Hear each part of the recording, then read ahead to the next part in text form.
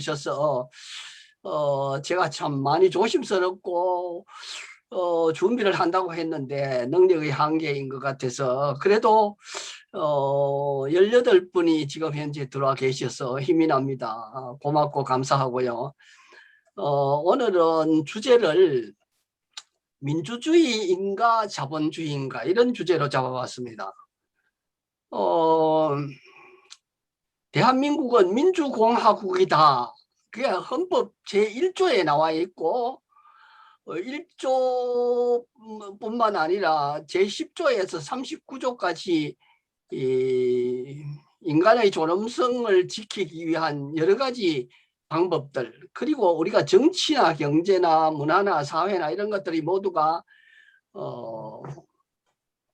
그 인간의 존엄성, 즉 행복 추구를 위해서 만들어진 제도다, 이렇게 보면은 아마 틀림없을 것 같습니다. 그런데 헌법 제119조에서 127조까지 있는 자본주의라는 것, 만약에 이 헌법의 그 대부분이 인간의 존엄성을 근본으로 하는 그 민주주의라는 가치를 실현하기 위한 이 민주주의와 목구멍이 포도청인 자본주의가 충돌한다면 어떤 가치가 이길까? 그런 생각을 하면서 한번 생각해 보면 좋겠습니다. 이 몇 가지 좀 보고 나서 시작할게요. 저녁 식사들 하셨는가 모르겠는데 식사 안 하신 분 시작하실 텐데 라면 많이 좋아하시죠?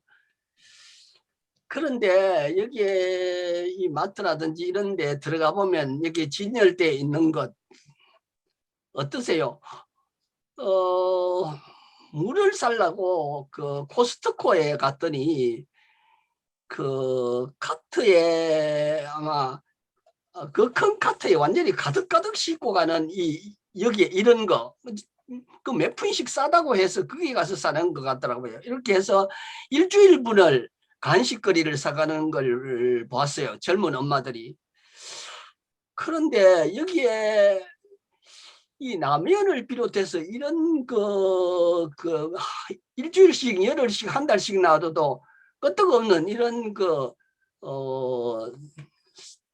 먹거리들이 과연 인체에 유해하지 않고 건강을 지켜줄 것인가 하는 문제는 한번 생각해 봐야 될 것 같아요. 뭐가 들었는가 한번 볼까요? 이 라면 좋아하는 라면은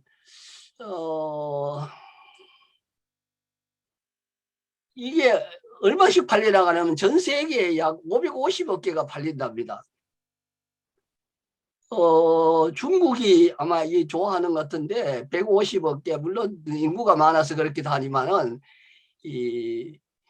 이거 1년에 먹는 라면을 차곡차곡 쌓는다 하면 에베레스트 산의 그 높이 8,848m의 85,895개를 합쳐놓은 것과 맞먹는 어마어마한 걸 우리가 소비를 하고 있어요. 옆에 우리가 이렇게 보면 여러분들이 뒷면에 잘 안 사잖아요. 아이들 간식거리 사면서 뒷면에 뭘 안 보죠.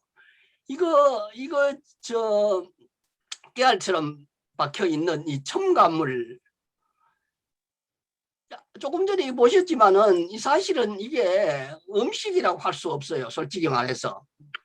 여기 들어가 있는 첨가물 이거를 뭐 안전 기준치 어떻고 이야기를 하지만은 그 기준치를 한 가지만 먹으면 그렇지만 우리가 음식을 한 가지 먹는 게 아니잖아요. 여러 가지를 먹는데 한번 볼까요? 지금 이거 상상을 못할 정도예요. 지금 이런 식품 첨가물이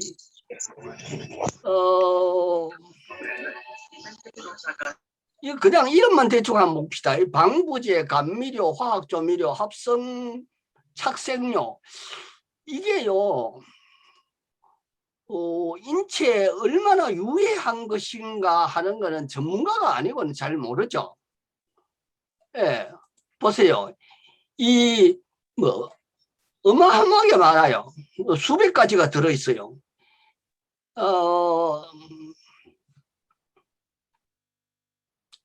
타르 섹스 한 가지만 볼까요? 요 한 가지가 어떤 건가 대충 한번 보겠습니다. 이런 거야.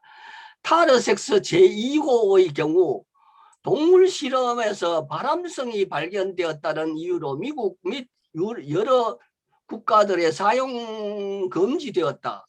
사탕, 초콜릿, 껌 등에 사용하는 적색사본은 쥐실험 결과 갑상선 종양 발생과 관련이 있고 빵, 견과류, 잼, 아이스크림 등에 사용하는 적색 제45 동물 실험에서 암 발생과 연관이 있다고 보고 있다. 아이들이 먹는 거, 먹고 있는 거나 이 놀이 같은 장난감에도 다 그런 것들이 유해하기 때문에 우리는 사실 이 뭐라 그래요? 정말 참 전쟁 속에 살고 있다. 그렇게 봐도 아마 틀림이 없을 것 같아요. 자, 이제 한번 볼까요? 민주주의가 추구하는 가치는 이런 겁니다. 모든 국민은 인간으로서의 존엄과 가치를 가지며 이런 거죠. 이 존엄과 가치를 인간답게 살 수 있는 것, 이런 거로 뒤에 풀이를 해놨습니다. 그리고 행복을 추구할 권리를 가지고 국가는 이를 보장해줘야 할 의무가 있다. 그리고 문재인 대통령은 헌법 10조 시대를 열겠다 그랬습니다. 행복이 무엇인지를 모르는 사람에게 행복 추구권을 누릴 수 있는 그런 시대를 만들겠다 했는데 우리 국민들에게 행복하다, 행복을 느끼면서 누리면서 살고 있다는 생각을 하는 사람들이 과연 몇 프로나 될지. 자, 이거를 이 존엄과 가치를 실현하기 위해서 그리고 국가가 이를 보장하기 위해서 어떤 일을 하고 있느냐 하면 한 가지 예를 들어 교육을 한번 보겠습니다. 네.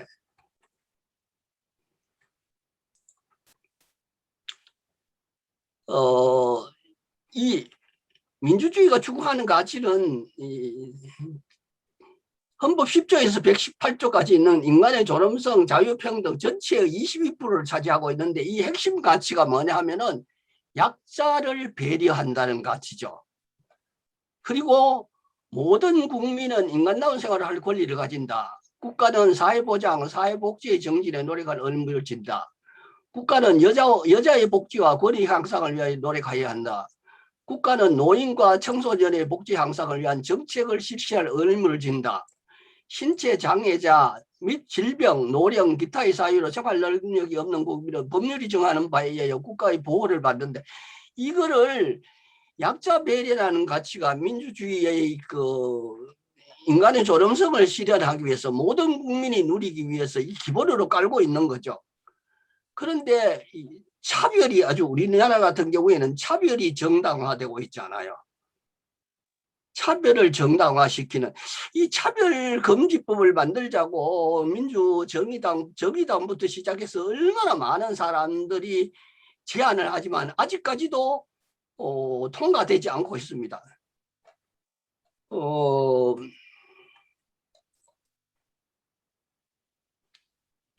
그러면 자본주의란 뭔가 봅시다. 헌법 제19조에서 27조에까지 나와 있는 생산수단을 자본으로 소유한 자본가가 이윤 획득을 위하여 생산활동을 하도록 보장하는 사회경제체제다.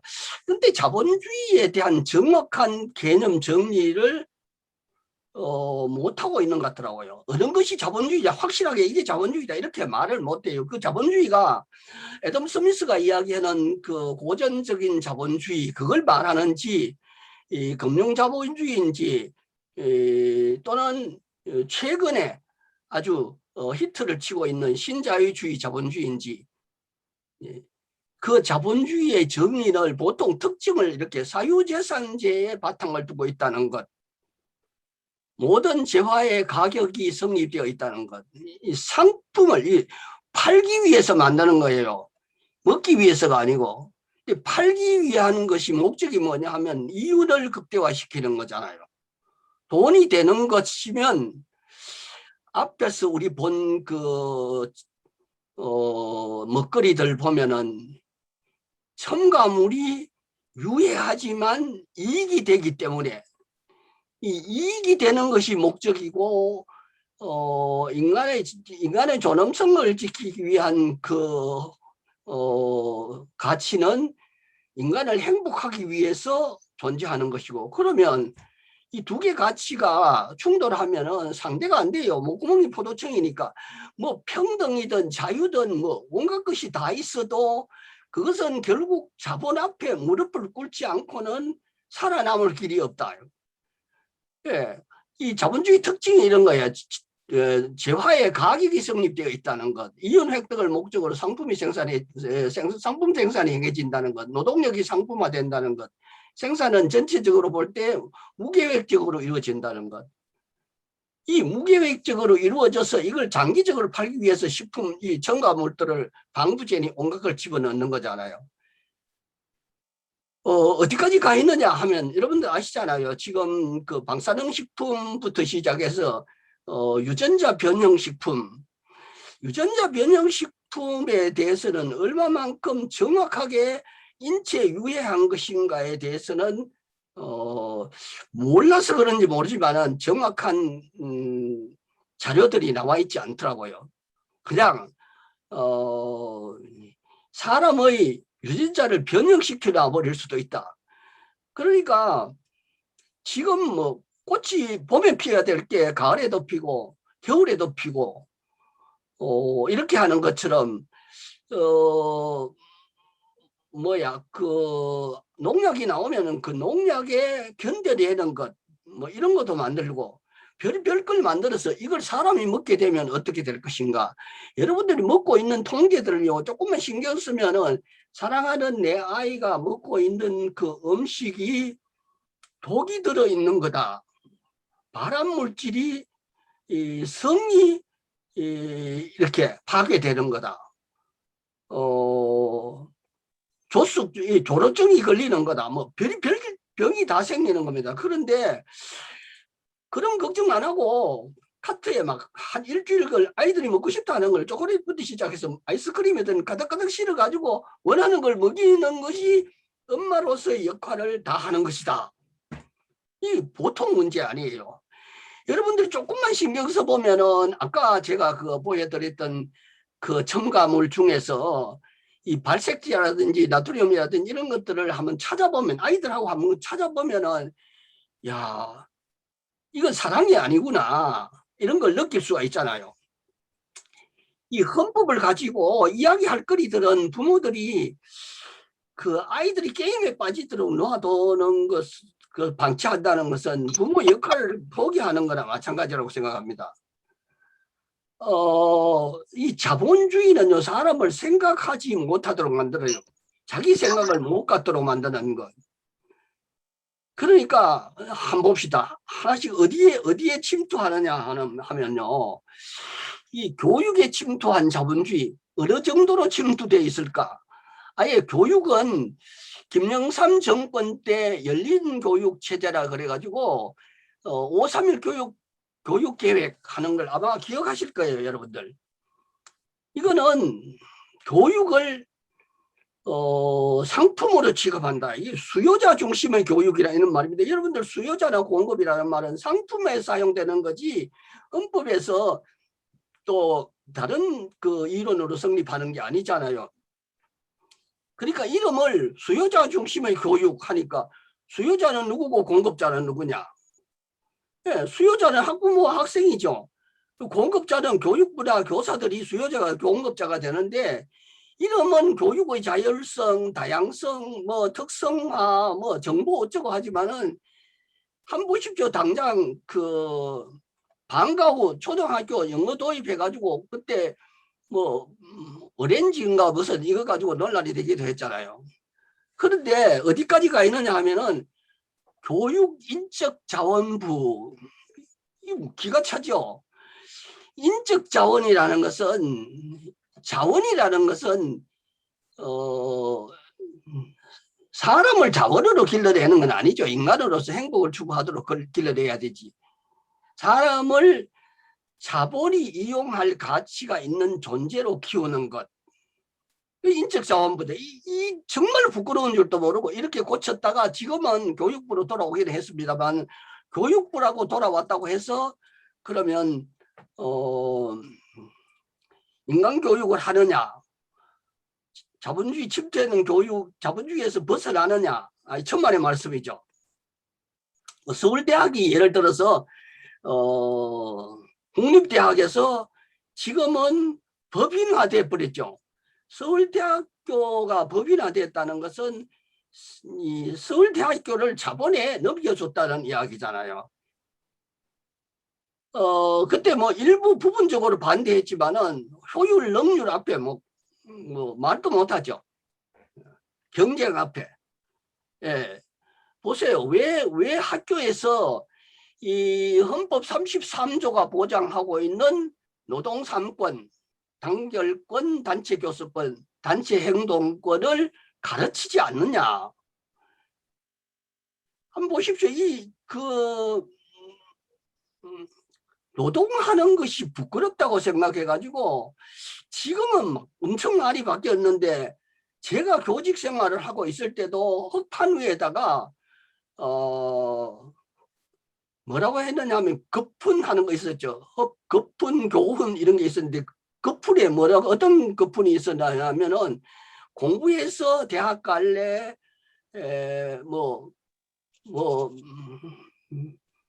공부 안 하고 미싱 할래 그런 게 있었죠. 노동을 하는 것을 부끄럽다고 생각해가지고 노동자라고 하지 않고 근로자라고 했죠.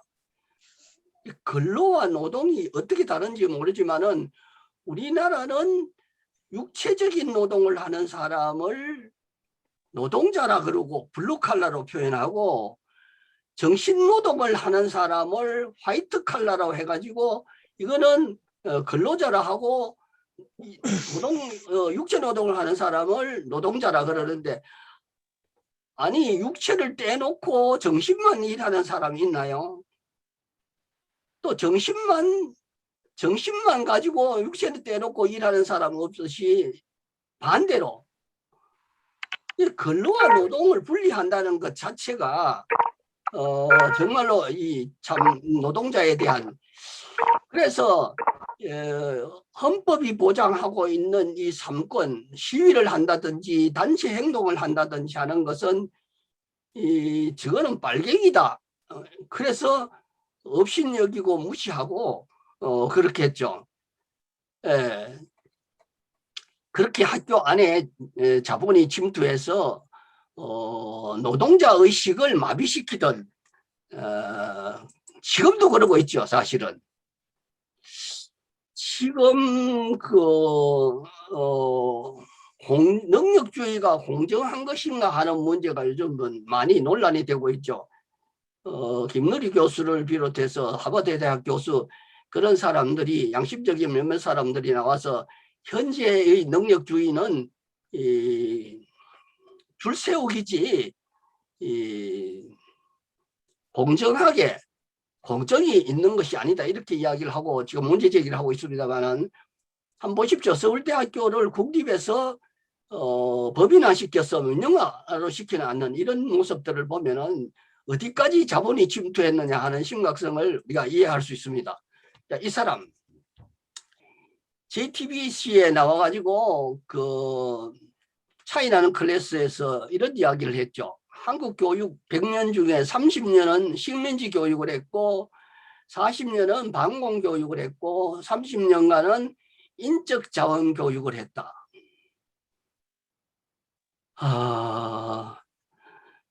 통탄할 노릇이죠. 그러면 교육자는 뭐냐? 교육부는 뭐냐? 한번 조금 더 볼까요? 이승만 시대에 살았던 사람, 저는 아주 이걸 생생하게 기억하고 있습니다. 초등학교 다녔으니까. 이런 만화 보셨나요? 또리 장군 나가신다 어쩌고 하는. 또리 장군 나가신다 길을 비켜라 하는 막 이 아이들이 너무너무 좋아했죠. 이거. 뭐 이런 거 방공포로 석방 어쩌고 하고 뭐 6.25가 되면 방공, 포스터, 표, 웅변대회 이런 걸 하고 전봇대마다 붙어있던 무찌르차 오랑캐 몇 회 만이냐. 뭐 학교 안에는 교련 교육. 아마 여러분들 오늘 여기 참석하신 분들 대부분이 아마 고등학교 다닐 때 교련 받으셨죠. 여학생들까지 했습니다. 이거. 그래서 교련 대회 같은 걸 열고 우수 학교를 표창하기도 하고. 이승만이 지은 죄가 어느 정도 될까? 그 반공제일주의 친일, 그러니까 정적이라든지 양심적인 세력, 북한의 호의적인 사람들은 빨갱이다. 그렇게 빨갱이를 만들어야 살아남을 수 있던 정권. 수상하면은 신고하고 의심나면은 어떻고 이런 그 표 포스터 같은 걸 귀에 못이 박히도록 그렇게 의식화시켰던 학교 교육입니다. 우리 대충요, 이승만이 사람을 얼마나 죽였을까? 어림잡아서 한 100만 원 넘을 거다 이야기를 합니다. 한번 보십시오. 제주 4.3 항쟁. 그 당시에 제주도민이 25만 정도 내지 30만 정도 됐는데 10분의 1 정도가 아마 죽었다고 이야기를 하고 있습니다. 뭐 공식적인 통계에 이 정도 가까이 비슷하게 나옵니다만은, 여순 항쟁, 이건 아직도 여순 사건이나 여순 반란이라 그러지 항쟁이라는 말도 잘 안 하죠. 국민보도연맹 학살 사건, 이거는 20만 명으로 추산하는데 도대체 몇 명인지 아직 말도 못 꺼내고 있습니다. 대충 한 30만 명은 되지 않겠나. 그리고 서울 수복 후에 서울에 피난 못 가서 남아있던 사람들, 뭐 경제적으로 여력이 있는 사람이나 능력 있는 사람은 다 피난을 갔지만 못 간 사람들은 부역을 했다. 북한 괴뢰군에게 부역을 했다 해서 손가락질하면 다 잡아 죽이고 했어요.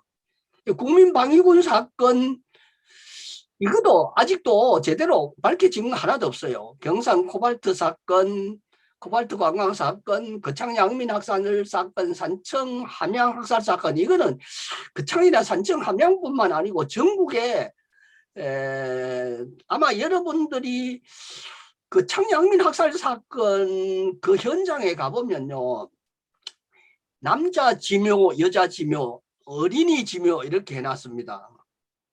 누가 뭐 그것도 손을 대면 그거는 뭐 죽는 거니까, 시신에 자기 가족 시신도 찾아오지 못하고 그대로 놔뒀다가 시신을 누구 시신인지 몰라가지고 남자 비슷한 건 찾아가 남자 묘에다가, 여자 비슷한 뼈들은 여자 지묘에다가, 어린이는 어린이들 모아가 한꺼번에 묘를 이렇게 3개 능처럼 이렇게 크게 만들어 놨습니다.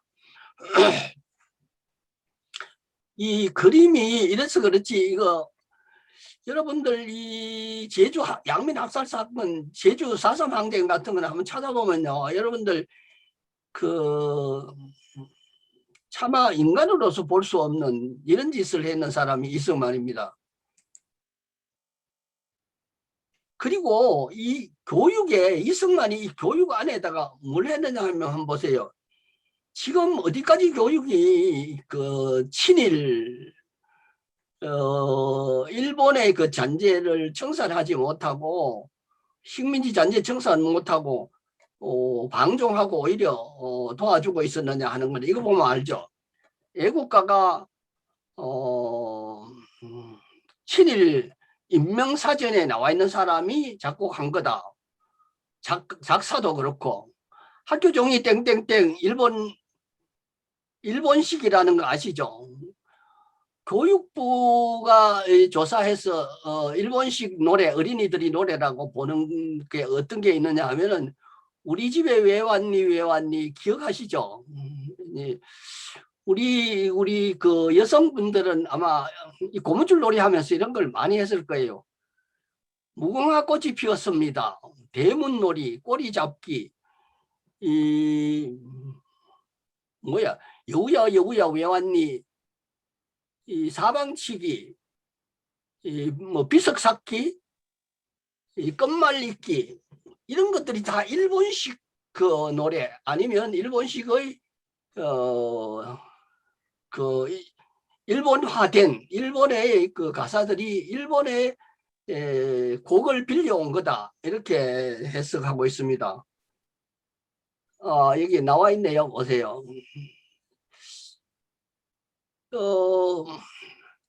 정말 이게 이런 놀이가 일본식이고 일본 것이냐 의심이 날 정도죠. 다 숨바꼭질을 할 사람 여기 붙어라. 여우야 여우야 왜 왔니? 꼬마야 꼬마야 뒤를 돌아라. 무궁화꽃이 피었습니다. 우리 집에 왜 왔니? 이런 것들이 다 일본식이죠. 일본 동요죠. 그리고 학교 안에는 회고사, 훈화, 이 사정회, 두발검사, 복장검사, 군대식 거수경례, 아침조례, 이런 것들이 전부 일본식이죠. 이런 현실을 두고서요, 조선의 식민지배, 일본의 조선 식민지배는 게으르고 자립심이 부족한 조선민족을 위한 하나님의 뜻이다. 이 교수들이 있다고 소리를 하는 사람이 있어요. 친일파가 만든 애국가를 부르고 친일파가 작곡한 교가를 부르면 애국심을 가르칠 수 있겠는가? 이게 우리 현실입니다.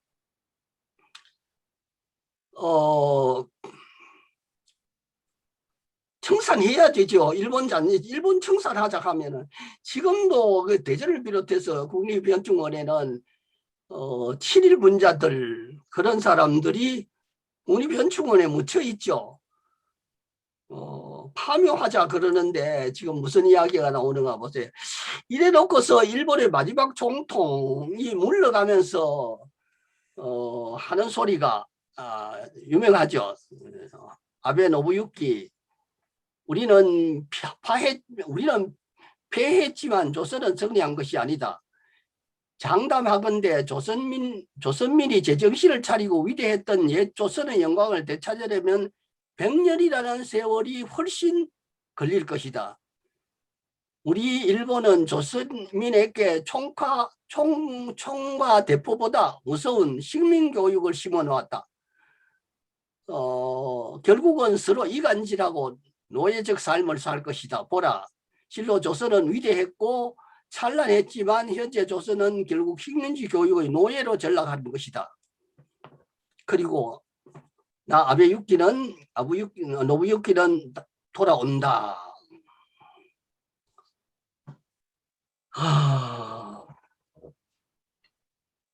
지금 여기에요.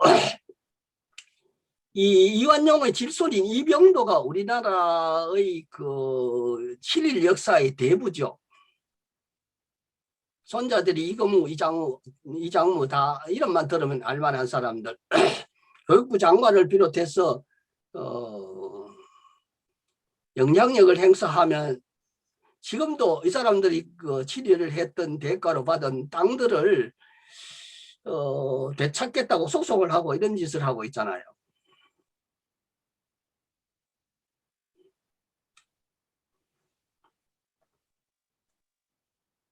누군지 다 아시죠? 이 조선일보 만들었는 김성수, 이화전문대학 이화전문학교 교장, 김한란, 친일판사 홍진기, 홍남파, 이완용, 백낙준, 이런 사람들이요, 존경받고 살았고 지금도 학교에 이들의 동상이 세워져 있잖아요.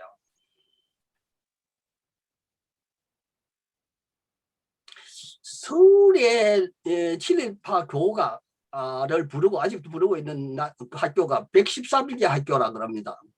부산에 122개교, 그리고 일본산 향나무가 교목으로 지정되어 있고요.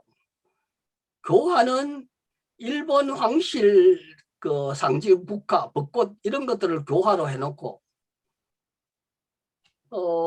이 사진으로 나와 있는 거는 우리 현실이죠. 아직도 그대로 남아 있는 학교가 많이 있습니다만 아직도 지금은 진보적인 그 교육감 또는 진보적인 교장 선생님이 있어 이런 걸 청산하기 위해서 애를 쓰고 있고 교장 선생님이 직접 나와서 학생들을 맞이하고 인사 먼저 하고 이렇게 하는 모습을 볼 수가 있습니다. 이걸 다 일일이 이야기를 다 하면요 끝이 없어요. 이것과 며칠을 해도 시원찮은. 이 보세요. 수학여행이나 학예 운동회 같은 거 이런 것도 다 일제시대 거잖아요.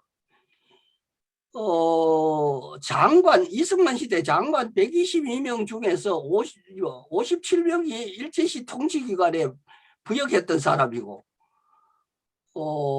이승만 시대 국회의원 851명 중에서 138명이 총독부 기관에서 부역했던 사람이고 이 내용을 보면요 이게 이름만 해방이 됐을 뿐이지 그대로예요. 아직 지금도 그대로예요.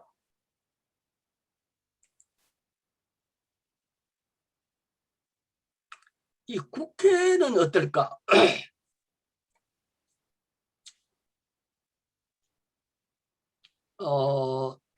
이게 16대 국회에서 조사해놨는 내용인데 열린우리당, 한나라당 이 열린우리당에는 없었는데 한나라당에는 7일 잔재청산법 7일 증신 7일 청산법을 하자는데 149명 중에 100명이 반대를 했어요. 오늘날의 국민의힘입니다. 그때 자민련이 9명이 반대했고 민주당이 101명 중에서 3명을 반대하고 지금도 있을 거예요. 이걸 조사를 못 해봤는데 재산환수법을 반대하는 사람들도 지금의 국민의힘의 전신 121명 중에서 6명이 서명을 했는 정도. 이 내용을 들여다보면요 어처구니 없어요. 지금 그 1등 신문이라고 이야기하는 조선일보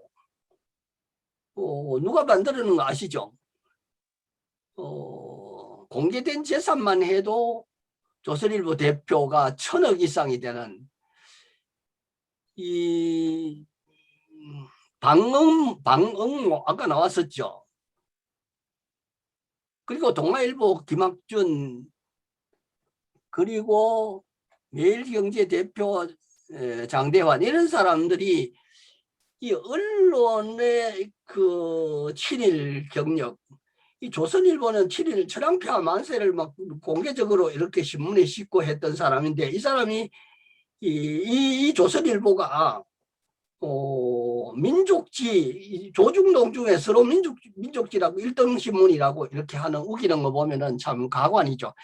그 엉터리 같은 짓거리들을 해놓고서 국민에게 그 사과 한마디 했는 일이 없죠. 특히 동아일보 오보 사건 잘 아시죠? 찬탁 반탁 이야기를 미국과 소련이 거꾸로 이야기를 해가지고 분단을 아주 정당화시킬 그런 사람이 그런 신문이 조선일보죠. 여러분들 한번 보십시오. 친일이라는 것은 뭘 의미를 하느냐 하면 지금 우리가 분단의 원인 제공자가 일본이 아니라고 말할 수 있나요?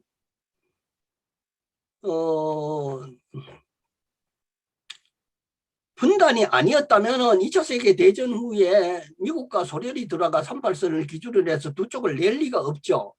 임진왜란과 정유재란 이렇게 그 전쟁을 치르고 그것도 모자라 가지고 미국과 일본이 서로 미국은 필리핀을 먹고 일본은 조선을 지배하겠다 하는 음모를 꾸민 게 미국과 일본이잖아요. 그러니까 그 현대사를 왜 가르쳐 주지 않을까? 현대사를 왜 안 가르쳐 줄까? 지금은 현대사가 책으로 한 권 나왔지만은 제가 학교에 근무할 때만 하더라도 현대사는 몇 쪽밖에 없었어요. 현대사를 가르쳐 주지를 않았죠. 그리고 그때는 다 국정교과서였고요. 지금은 거민정이라 그래서 출판사가 발행하는 것을 교육부가 허가해 주는 거죠. 바람직하기는 자유발행제가 가장 바람직한 건데 우리 선진국에서는 교사들이 자기가 교재를 만들어서 교육과정만 제시해 주면 거기에 맞는 교육을 할 수 있도록 교권을 존중해 주지만 우리는 그런 것이 아니고 교과서를 만들어서 교사가 교과서를 가르치는 사람, 교육과정 잘 몰라도 됩니다. 그냥 교과서만 잘 가르치 가지고 대학에 점수만 잘 받으면 훌륭한 능력 있는 교사. 그래가지고 성과급을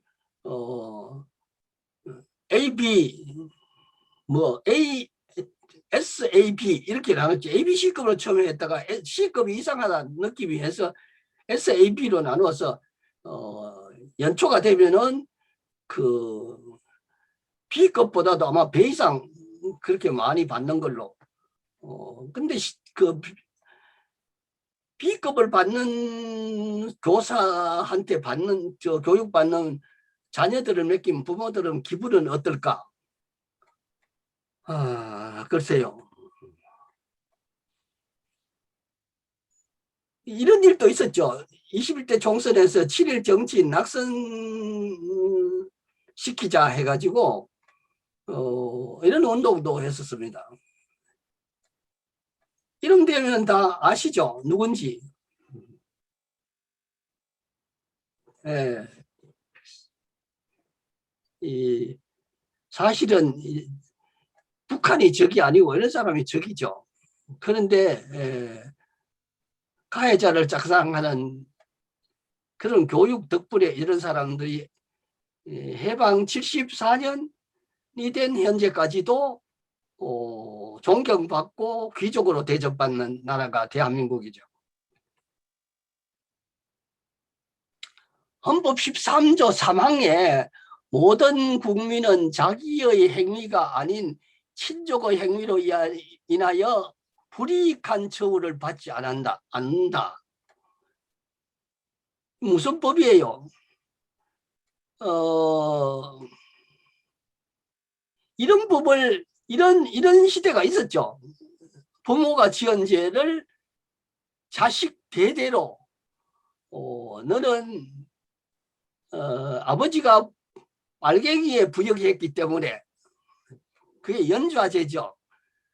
그 연좌죄를 없애는 현행법이 13조 3항인데 이름은 없었지만은 현재까지도 이걸 아주 굉장히 중요시해서 취업할 때 알게 모르게 제한을 받는 게 남아있죠.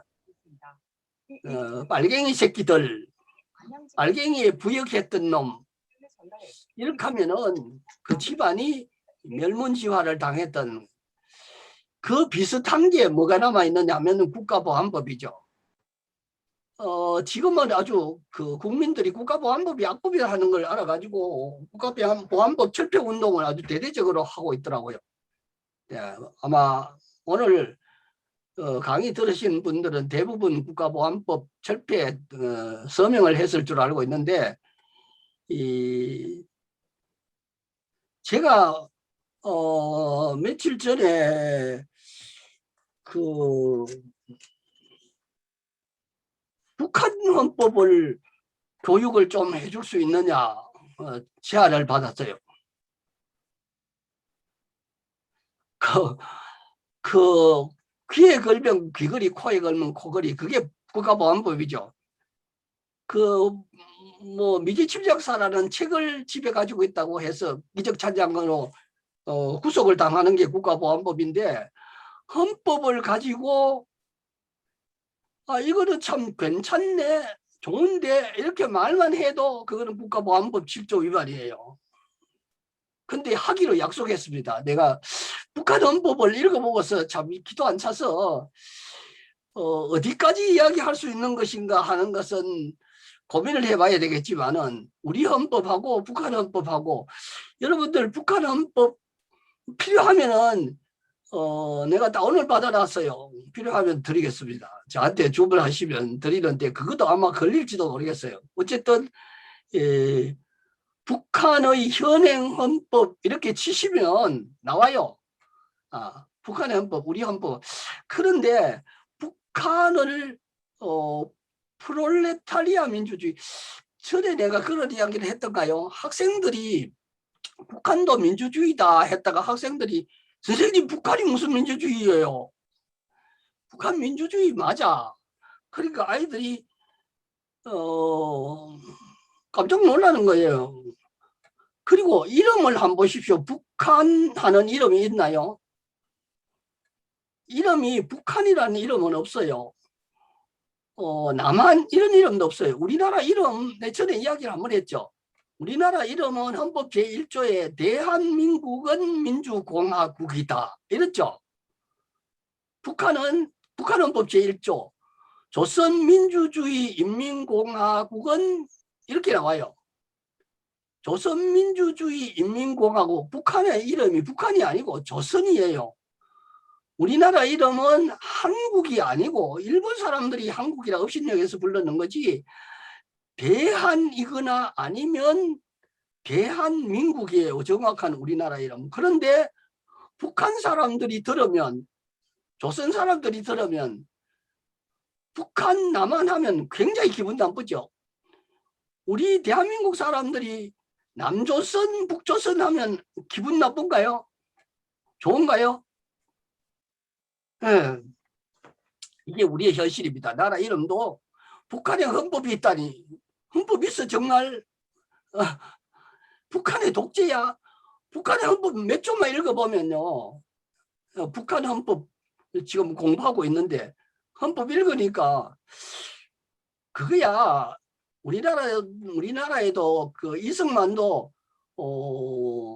대한민국은 민주공화국이기도 했고 박정희 같은 놈도 대한민국은 민주공화국이다 했는데 북한의 헌법이 그대로 하는지 안 하는지는 모르겠어요. 그런데 북한의 헌법을 읽어보면은 프롤레타리아 민주주의가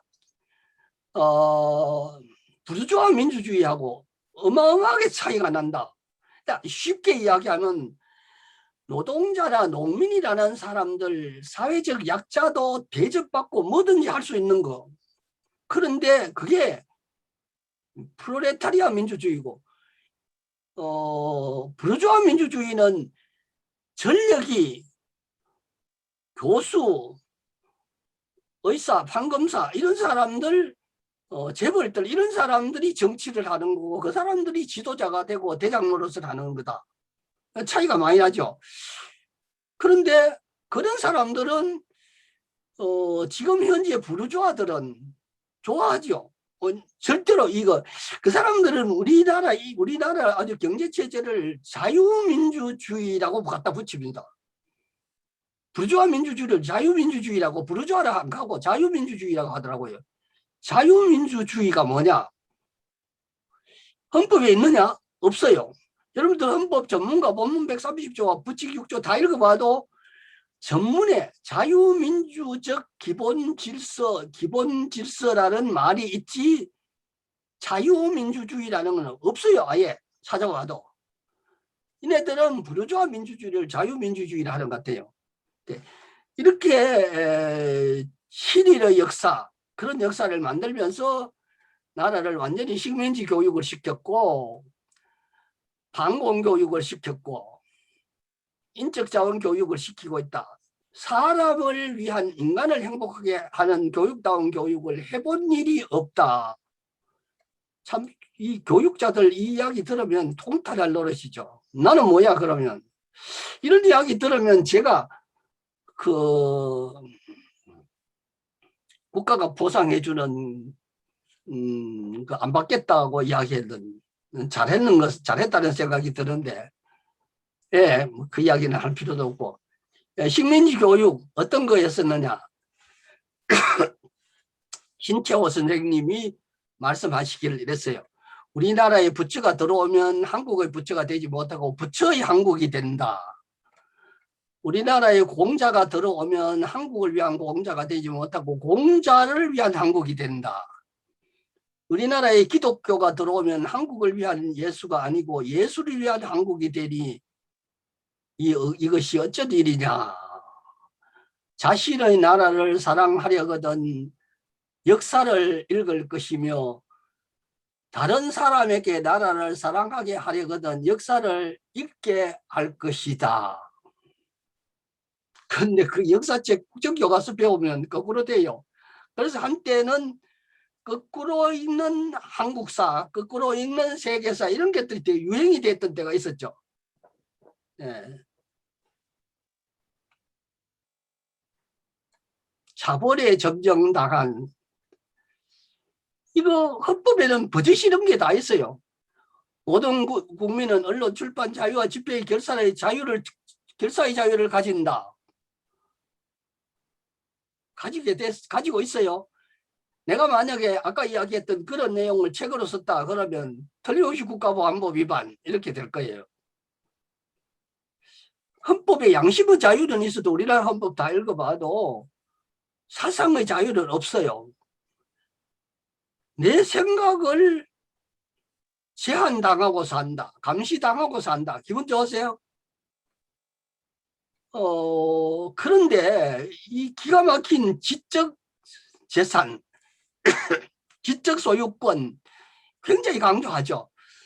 근데 혹시 제 블로그에 들어와시면 보시면 알겠지만 저는 그거 못하겠더라고요. 한글을 내가 안 만들었는데 내가 썼다고 해서 내가 돈 주고 배운 교육이라고 해서 내가 아는 것을 내 거다 주장하는 거 그게 지적 재산 글쎄요. 뭐 소유권이 자본주의의 그 본질이니까 그런 말을 할 수도 있죠. 그런데 이거 용케 이용해 먹는 놈들이 있어요. 조선일보 한번 보세요. 조선일보의 사시가 뭐냐면 정의, 옹호, 문화건설, 산업발전, 불편부당 이게 회사가 지향하는 가치랍니다. 조선일보 그런 조선일보 한번 보세요. 참 정말 어처구니 없어요. 그걸 뭐 사실 기사 말고 오피니언 기사들 사설이나 이 칼럼들 보면요. 도대체 신문 아니죠. 사실 솔직히 말하면. 왜 그래 삐딱하게 보느냐. 삐딱한 게 아니고 객관적으로 보면 그렇다는 이야기죠. 동아일보는요. 더 거창하게 일어났어요. 본보는 민족의 표현기관으로 자임함. 본보는 민주주의를 지지함. 본보는 문화주의를 제창함. 참 황당하죠. 글쎄 민주주의를 지향하면서 옛날에 그렇게 오보사건 내고 사실은 오보 아니죠. 오보사건을 내고 지금도 기회만 있으면은 분단을 고착화하는 그런 논리로 글을 쓰고 중앙일보는 사회 정의에 입각하여 진실을 과감 신속하게 보도하고 당파를 초월한 정론을 환기함으로써 모든 사람이 밝은 내일의 희망과 용기를 갖도록 고취한다. 이거 읽으면 욕 나오잖아요. 중앙일보 이렇게 씁니까? 이 자본이 만든 신문, 자본의 논리를 정당화하는 신문.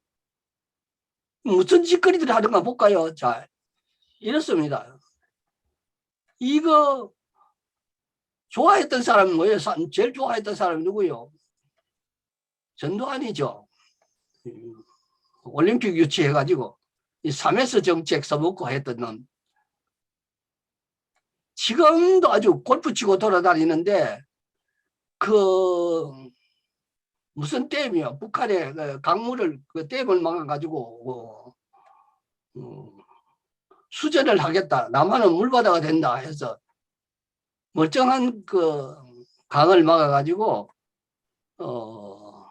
그리고 지금 한번 보십시오. 이명박이 같은 인간들이 어떻게 나라를 만들어 놨는가. 지금 세종보부터 시작해서 이게 볼을 하나씩 둘씩 열고 있잖아요. 그 거대한 돈을 13조가 들고 유지비까지 합하면 뭐 100조도 훨씬 넘는 그런 토건 사업을 위한 정치를 했는 그래서 국민들이요 행복 추구권이 장난이에요? 그렇게 당해도 되는 거예요? 아까 이야기했죠. 이거는 노동자와 근로자 나누어 가지고 이건 잊어먹어가 대학 가서 미팅 할래, 공장 가서 대학 가서 미팅 할래, 공장 가서 미팅 할래. 이거 제가 찍은 거예요. 이거 흑판에 있는 걸 하도 어처구니가 없어서 찍어가지고 오마이뉴스에 썼더니만 그리고 난 다음에 차츰차츰 사라지더라고요. 차별을 정당화하는 참 기가 막힌 나라입니다.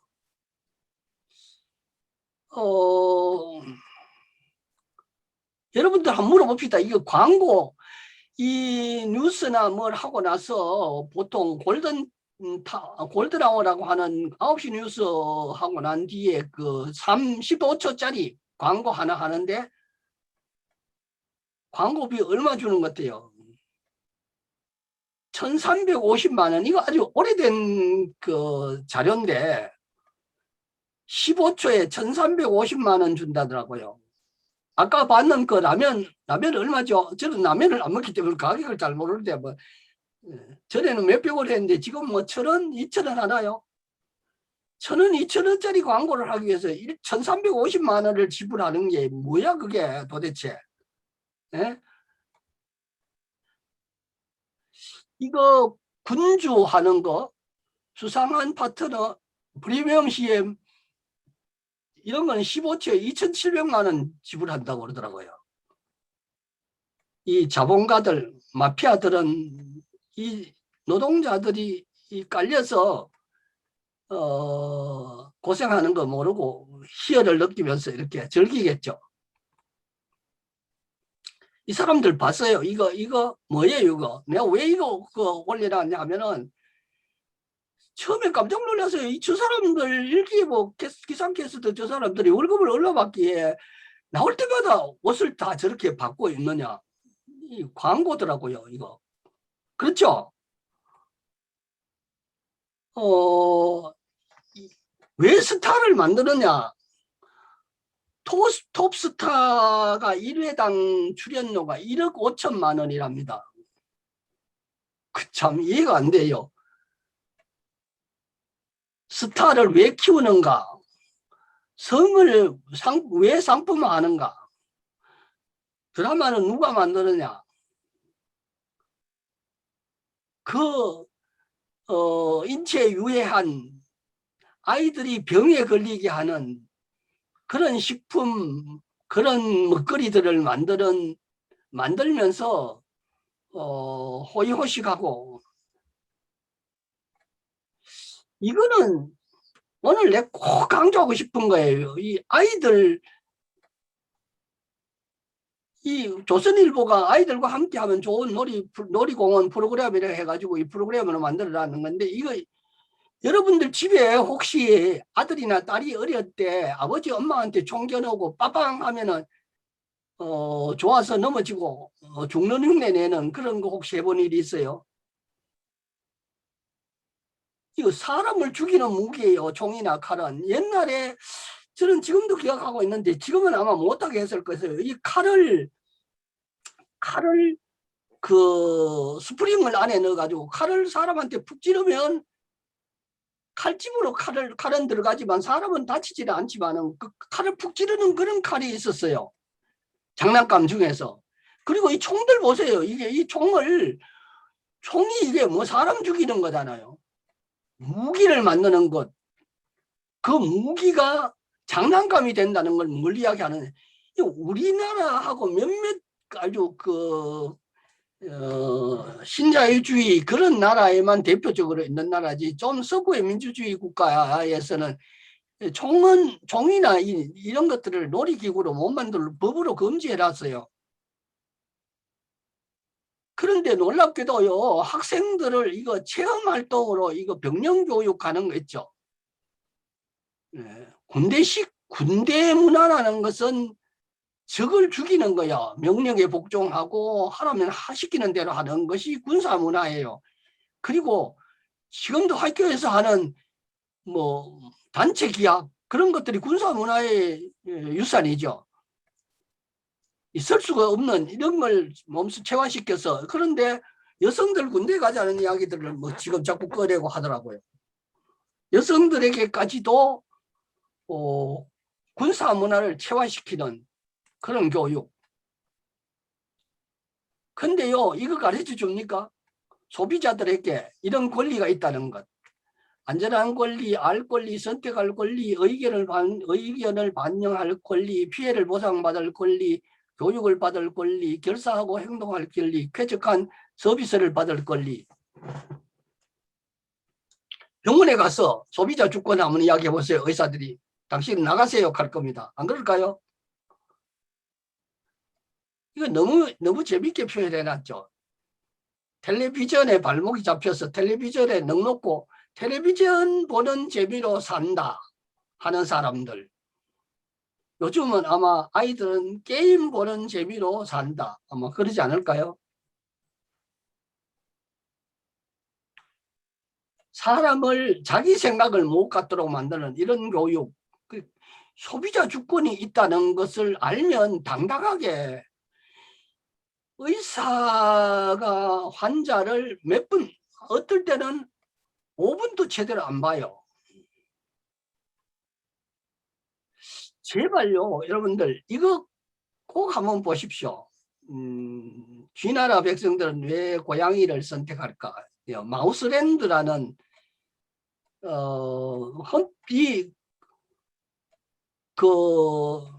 검색해서 마우스랜드라고 쳐보세요.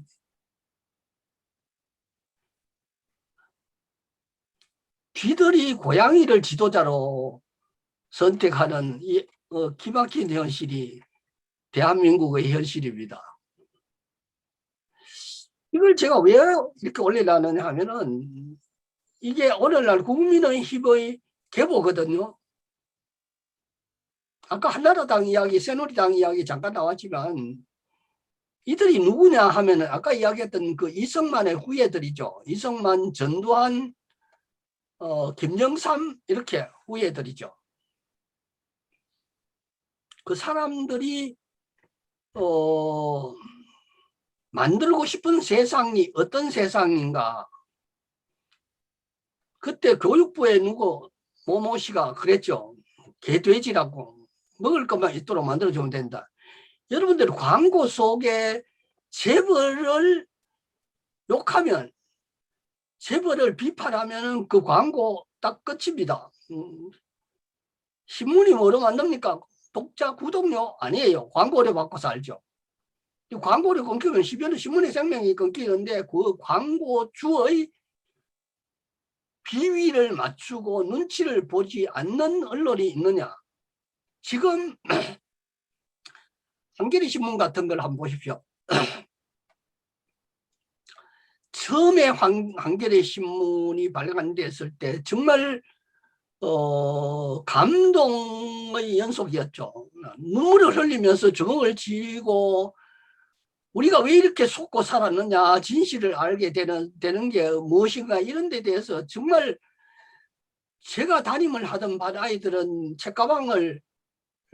책을 꺼내고 빈 가방을 가지고 하교를 하고 저녁이 되면 그 짱돌이라 그랬죠. 이 백골단한테 던지는 돌, 그걸 집어넣어 가지고 시위하는 사람들에게 갖다 주고 이렇게 하고 한겨레 신문을 무료로 자청해서 무료 배달을 하고 이렇게 했던 때가 있었죠. 6월 항쟁 때가 기억이 그렇습니다. 이 계급적 관점에서 세상을 본다 하는 것은요, 이 민주주의 관점이 아니고 자본주의 관점에서 세상을 보자는 이야기야. 근데 여기에 정말로 평등이라는 게 있을 수 있나요? 자본주의 사회에서 사회적 지위가 그 사람의 인품이 되는 사회에서 평등이라는 가치가 말 한마디 잘못하면 그냥 오늘 그만두세요 하면 끝이에요. 그 가족들을 어떻게 하라고. 포도청이에 목구멍이 포도청인 사람들이 민주주의 찾다가는 너 집에 가서 민주주의 해 이렇게 할 거 아니에요. 이 기막힌 나라에 우리가 살고 있습니다. 계급적 관점에서 세상 보자. 보수와 진보 아니에요, 솔직히. 보수도 아닌 보수가 보수 노릇하고요. 진보도 맛이 다 간 진보들이 진보 노릇하고, 권력의 맛을 보면은 어제까지 멀쩡하던 사람이 하루아침에 이상한 사람이 되어버리고, 그런 모습을 우리가 보고 사는 세상입니다. 제 이야기가 너무 과격했죠. 자본주의인지, 우리는 자본주의인지 민주주의인지, 내가 노동자면서 자본가의 머릿속에 자본가의 생각을 하고 사는 것이 아닌가. 특히 정치 현실 속에서 교육은 자본의 생각을 갖도록 만들고, 언론은 노동자가 될 사람들에게 자본의 관점에서 세상을 보도록 만들고, 예, 정치는 보수와 진보로 해서 노동자를 개돼지 취급하고, 이런 사회에서 피해자가 가해자를 짝사랑하면서 사는 것이 대한민국이다. 과격하나요? 현실이 그렇습니다. 이 현실을 이야기하지 않고 원론만 이야기하는 것,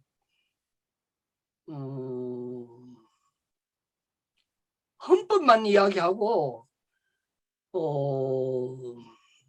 민법, 상법만 이야기하고 법 없이 살 사람에게 법을 강조하는 사람들의 의미가 무엇인가. 그래서 마지막으로 저는 마우스랜드를 꼭 한번 보십시오 하는 걸 권하면서 오늘 제 이야기 마치겠습니다. 고맙습니다.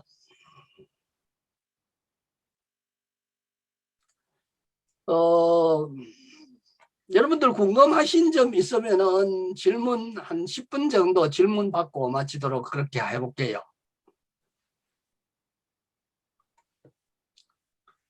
많이 오셨네. 24명이 들어오셨네요. 제가 혹시 이렇게 과격한 이야기를 해가지고, 우리 헌법 읽기 국민운동의 정체성에 이상한 눈으로 보는 사람이 아닌가 그런 생각이 들어서 좀 걱정은 됩니다만, 그런데 저는 적당히 그렇게 대충 좋은 게 좋다 하지는 못해요. 아닌 건 아니고 맞는 거는 맞다. 이렇게 이야기를 해야죠.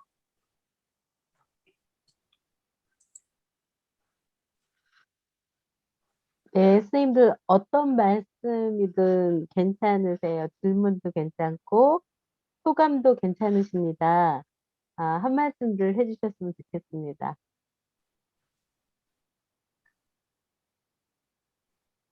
박순걸 선생님 제 이야기가 듣고 싶다 했는데 오늘 들으시대요. 안 들으실 줄 알았는데 학생들한테 이런 거 가르치면 안 되죠. 제가 학교에 있을 때 아이들한테 노골적으로 이랬어요. 지금 강석호 선생님, 청주 상당고등학교 계시는 강석호 선생님, 우리 충북 지부장님은 북침이라고 이야기를 했다가 남침이 아니고 북침이라는 이야기를 했다고, 하지도 않은 소리 했다고 해가지고 2개월 조금 넘었는 사람을 빨갱이로 만들어가 10년 동안 해직시켰던 그런 일이 있는데, 저는 그런 정도가 아니고 이제 이런 비슷한 이야기를 아이들에게 해요. 그런데 놀랍게도 그 학생들이요, 문계에서는 못했죠. 실업계 학교에 있을 때. 그랬는데 학생들이 고발하거나 이런 학생들이 하나도 없더라고요. 내 편이 돼가지고요. 그때 의식화 시켰거든요. 저는 방송실을 학교에서 담당을 했는데, 그 방송실에 학생들의 읽을 책거리들을 아름으로 살았었어요. 들어라 역사의 외침을 거꾸로 읽는 현대사부터 시작해서 민주화의 함성 이런 책들을 빌려주고 받아오고 했는데, 없어지면 또 새로 사고 이렇게 살아왔기 때문에, 글쎄요, 오늘 우리 제자 한 사람 있었는데 내 이야기를 들었는가 모르겠는데 오늘 안 오셨네. 질문 안 하실 거예요? 마칠까? 학교가 예. 이게 이제 민주 시민 교육이 가장 중요하죠. 그 민주 시민 기본 자질을 길러서 민주국가의 발전에 이룩하게 한다는 게 교육기본법 제2조인데, 예. 학교가 지금까지 그 올바른 민주 시민을 양성을 못 했잖아요. 이게 사상의 예. 자유라 하면 저도 이제 국가보안법이 빨리 이게 없어져야 예. 교사도 이렇게 좀 더 자유로울 수 있고, 그다음에 학교 안에서도 아이들에게 선택은 학부모 아이들이 하는 거지 그 국가가 예. 하는 게 아니라고 보거든요. 개인의 사상과 자유는 개인이 하는 거지 그 국가가 예. 개입해서 국가가 이렇게 통제하고 하는 것들이 우리나라가 아직까지 올바른 민주 시민 교육을 하기에는 학교가 많은 제약을 받고 있는 거죠. 근데 이제 그래도 이제 그 뭐 혁신학교 운동을 하면서 이제 많은 걸 학교에서 이렇게 내려놓으려고 하고 시민 교육을 시키고 있거든요. 예를 들면은 뭐 학부모 자치도 그렇고 학생 자치도 그렇고 이제 그 아이들에게 학부모들이 예산도 다 공개하고 당신들이 여러분이 쓸 수 있는 예산이 얼마이고 이걸로 뭘 하고 싶은지, 그리고 그렇게 해서 이제 아이들이 학교에 교육과정에 참여를 하고 학부모가 교육과정에 들어옴으로써 이렇게 조금 학교가 좀 요즘 많이 변하고 있기는 해요. 있기는 한데 교육과정 안에까지 이렇게 이제 들어오기까지 아직까지는 많은 제약들이 있죠. 국가가 통제를 하고 있기 때문에 아직까지는 안타까운 현실이 좀 많이 존재를 하고 있습니다. 학교 안에서도. 그 놔놓고 안 되죠. 사실 이 교육 네. 과정 하에서는 어쩔 수가 네. 없어요. 선생님들이 뭐 50만 그 교육자들이 다 한꺼번에 다 목줄 내놓고 예. 자빠져가 뭐 시위를 하거나 단식 농성을 하거나 그런 일이 벌어지지 않는 한은 안 될 것 같아요. 예. 이게 한 가지예요. 아주 쉽게 이야기를 해서 예를 들어서 정말로 바꾸기 싫으면 국립대학이라도 이름을 다 서울대학교로 고치자. 이거 자본에다가 그 교육을 맡겨 놓은 게 어디 있어요? 사실 자본에다가 자본의 논리는 아까 이야기했잖아요. 이익을 극대화시켜 돈 되는 거는 무슨 짓이다. 사람 죽이는 무기도 만드는 게 자본인데 이 자본에게 대학도 만들고 고등학교의 80몇 프로 대학의 이 전문대학의 90% 이상이 이런 나라를 만들어 놓고 만약에 독일이나 스웨덴, 핀란드나 이런 나라처럼 고등학교를 졸업제를 하고 대학은 자기가 가고 싶은 대학에 어디든지 가면 배우고 싶은 거 마음대로 배우도록 해놓으면 되죠. 뭐 고교 선택제 웃기는 소리 하는 그 100% 해도 안 되잖아요. 사실은 현재의 교육 과정을 바꿔야 될 교육부가 그걸 안 하고 서울시 교육감 죽이려고 지금 뭐예요 지금 그거 뭐 만들어 놓고 제1호로 공수처 말이에요. 공수처. 그런 나라예요. 기가 차죠. 네. 근데 선생님 저기 아까 제가 오늘 이제 공부를 하면서 그 일제 잔재에 대한 얘기를 하면서 제가 오늘 좀 충격을 좀 받은 게 저희들이 이전에는 국민학교였죠. 국민학교 다니고 할 때 학교 운동장에서 이 아까 나왔던 그 동요라고 하는 그 노래들 그게 전부 다 저희들이 놀이를 하면서 자라온 세대거든요. 근데 그런 것들이 정말 일제 잔재 그런 것들이었다는 거 생각에 너무 처음 그걸 알았거든요. 그 사실을. 저희들이 하고 무궁화 꽃이 피었습니다. 뭐 비석치기 이런 거 당연하게 오래전부터 이렇게 우리나라에서 이렇게 해온 전통적인 놀이라고 생각을 했지 그게 어떤 일본에서 사람들이 했던 문화가 우리한테 그대로 가져와서 했다는 그거를 일본 동료죠. 네네 그 사실을 저는 오늘 처음 들어서 사실 아까 너무 모르고 참 모르는 게 이게 진짜 선생님 같은 분도 처음 들었다고요? 네, 무지 참 이렇게 알아야 제대로 된 사람 역할하고 살겠구나. 예, 이 생각 들어서 아까 그거 했으면서 이제 선생님 이제 그 말씀 들으면서 정말 우리나라 정치나 교육이 가야 할 어떤 그런 정도를 오늘 선생님이 말씀해 주신 게 아닌가 이런 생각이 들어서 강의가 갈수록 너무 정말 너무 의미롭고 잘 두고 너무 심각해 진짜. 생각하면서 저도 일단 정의당에서 이제 정당 활동을 하고 있는 사람이잖아요.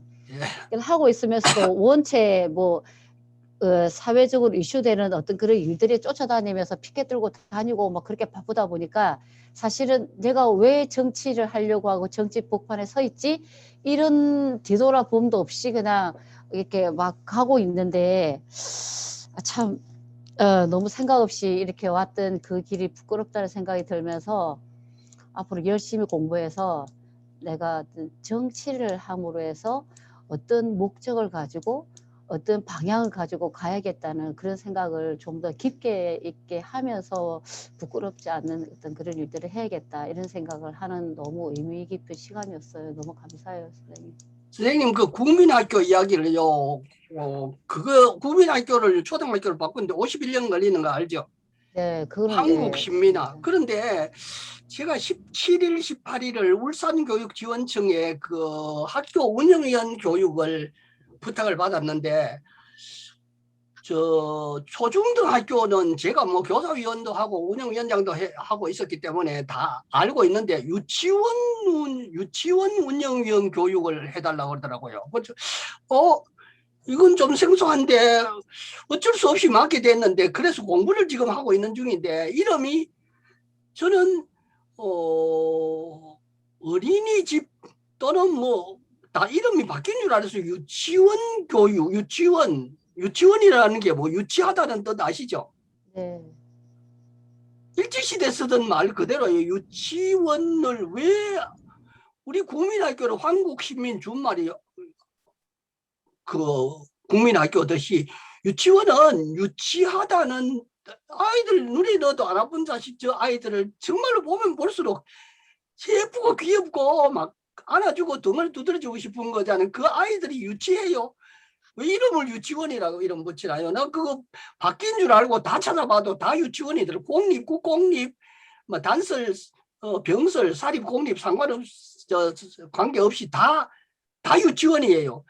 이 지금 우리나라 교육을 맡고 있는 사람 수가 얼마예요? 그 모든 사람들 진보 교육감이 17개 중에 14명인가 그런데도 이름 바꾸지 못하고 있는 거예요. 도대체 뭘 이야기하는 거냐고요. 나라가 참 기가 차요. 이거 밑에서 기본적으로 몇 개 바꾸자 하는 게 아니고 근본적으로 친일 세력들이 지배하고 있고 아까 그랬잖아요. 훈장 같은 이런 것들이 다 그런 사람들이 훈장 받고 죽어서 국립묘지에 묻혀 있고 저 민주당 대표라는 송뭐가 하는 사람 봤죠? 이승만 묘지에 가가지고 이승만이 자랑스럽다 그러고 박정희한테 가서 그 배우겠다 그러고 그 묘역에 메시지인가 뭐가 남기고 이런 걸 보면은 이 병이 안 들고는 지금 제1여당의 당 대표라는 사람이 그런 짓거리를 하고 있는데 나는 적어도 정의당에서는 한번 성명서 오통제라 하는 거라도 한번 나올 줄 알았는데 가만히 있더라고요. 말이 안 되는지 차라리 오히려 민주당 내에 조선위원회가 누가 지금 저 사람이 국민의힘 대표인 줄 알았다 이렇게 소리가 나오는데 왜 진보 정당에서조차도 정말로 부끄러운 이야기예요. 그게 얼마나 창피스러운 이거 국민의 자존심을 깔아먹은 게는 국민의 뜻은 그게 아닌데 지금 가서 그 이승만을 국부로 하자 하는 사람들은 다른 말로 바꾸면 뭐예요? 4.19를 부정하는 거잖아요. 4.19 때문에 이승만이 쫓겨났잖아요. 그러면 이승만이 존중받고 국부가 되면 4.19 영령들은 그러면 뭐예요? 폭력배들이에요. 박정희가 존경받고 하면은 뭐예요? 박정희는 4.19를 혁명을 무산시킨 거잖아요. 헌법을 파괴시킨 자야잖아요. 그 헌법을 파괴시킨 사람이 국립묘지에 묻혀가 존경받는 나라가 말이 안 되잖아요. 도대체가 이게 정상적인지. 네. 제가 강의하면 목소리가 자꾸 높아져가지고. 선생님 이제 궁금한 게 하나 있는데 평소에 네. 이승만 정부 때 우리가 그 이승만 정권 때 반민특위가 만약에 해체되지 않고 우리가 바로 네. 섰었으면 예. 프랑스는 그게 됐잖아요. 그런데 우리나라도 완전히 반민특위가 만일에 잘 돌아갔고 이렇게 잘 그 친일 상제들을 잘 척결했으면 예. 바로 섰을까요, 우리나라가? 그럼요. 그 반민특위 해체했는 놈이 예. 이모 씨 아닙니까? 그래. 예, 예. 참 그런 사람을 국부로 하자입니다. 그걸. 예. 그 국부하면 4.19는 난 그 헌법 교육 다른데 헌법 교육 준비하면서 그런 걸 이야기했는데 그 이승만이 했는 일만 하나만 발췌 개헌하고 전쟁 통해 52년에 그 발췌 개헌하고 그 다음에 4.4 5.18 개헌해가지고 부결됐던 것을 다시 살려가지고 표결해서 헌법으로 만들어놨는 박정희가 했는 아까 내 예를 들었는데 살인마예요. 사실은 솔직히 말해서. 그런데 그 사람을 국부로 하자고 하고 4.19 영령들이 정말 이 민주화 운동 유공자 동지회 같은 이런 동지회 뭐 이런 쪽에서 그 열린민주당 대표한테 그 항의 방문이라도 하든지 성명서라도 내든지 좀 해야 될 텐데 이 민족혼이 저는 헌법을 공부해야 된다는 이유를 그렇습니다. 이건 읽어가지고 관념적으로 머릿속에 내가 몇 조 뭐다 하는 게 아니고 나는 내 주권을 내 민족을 사랑하는 사람 자식들이 내 후대들이 행복하게 살도록 하는데 내 작은 힘이라도 보태자 이런 거죠. 그래야 대한민국이 민주공화국이 되는 거지 머릿속에 1조부터 130까지 다 외운다고 해서 그런다고 해서 민주주의가 되는 건 아니잖아요. 네.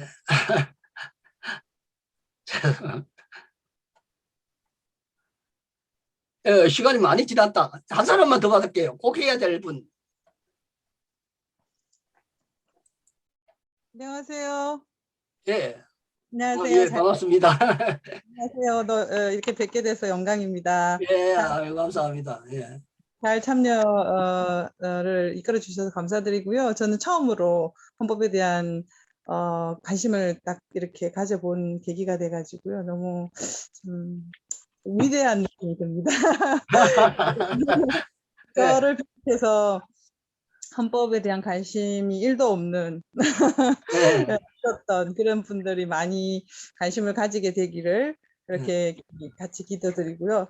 그리고 이제 제가 말씀드리고 싶은 거는 이제 지금까지 강의 내용을 이제 들으면서 많이 이제 저도 같이 느끼고 있고요. 일제 잔재의 청산에 대한 문제는 문화적인 요소가 강범위하게 이걸 청산을 한다는 것은 어떤 처벌이나 어떤 그런 조치를 통해서만 할 수 있는 걸 강제적으로 이거를 이렇게 제거할 수 있겠지만 문화적인 요소로 깔린 것들이 우리가 그 일제 시대를 겪었던 그 긴 세월 동안 묻어 있었던 그런 동요나 이런 것들은 사실은 식민 시대가 없었다면 일본의 하나의 노래고 뭐 동요고 그랬을 것인데 식민 시대가 있음으로 해서 그게 그냥 그 일본의 잔재라고만 봐야만 하는 그런 그 점들이 있기 때문에 시일이 소요되지 않나 그런 생각이 들고요. 그런 부분을 좀 더 세밀하게 살펴서 문화적인 요소와 또 그 의도를 가지고 식민지화하려고 했던 식민지 정책의 요소를 문화의 범위에서 좀 축소시켜야 되지 않을까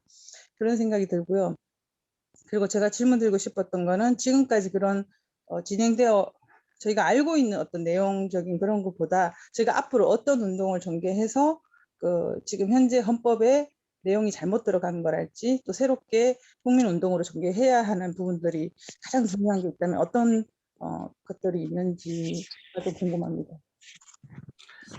그리고 이번에 저는 소월이 이번에 강의 이거 1년 코스 받으시고 그 지역에서 헌법 강사 역할을 좀 해주십사 하는 게 제 간절한 소망입니다.